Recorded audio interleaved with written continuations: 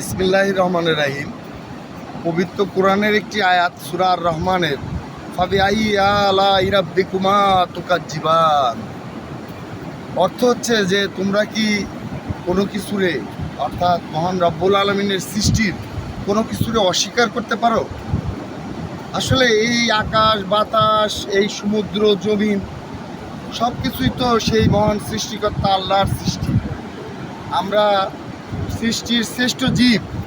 আমার কাছে মনে হয় রব্বুল আলামিন আমাদের স্রষ্টা আমাদেরকে সৃষ্টি করেছেন তার এই সৃষ্টিকে উপভোগ করার জন্য, এবং সত্যিকারভাবে এই সমুদ্রে এই পাহাড়ে গেলে সৃষ্টিকর্তার শ্রেষ্ঠত্ব, তার যে অসীম, তার নমুনা পাওয়া যায়।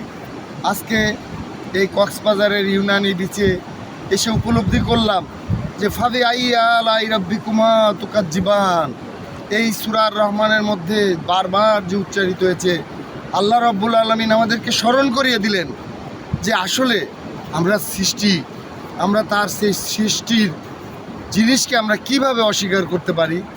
সাগরের এই গভীরতা, সাগরের এই অসীম সীমানা, আসলে কি একজন মানুষ হিসেবে, মুসলমান হিসেবে আমাদেরকে চিন্তার কিছু নাই? এটা অবশ্যই রব্বুল আলামিন আমাদেরকে নিদর্শন হিসেবে দিয়েছে। তোমরা উপলব্ধি করো যে আমি কত বড়, আমার শ্রেষ্ঠত্ব কত বড়। আল্লাহ রব্বুল আলামিন আমাদের সকলকে বুঝার এই তৌফিক দান করুন। আমিন।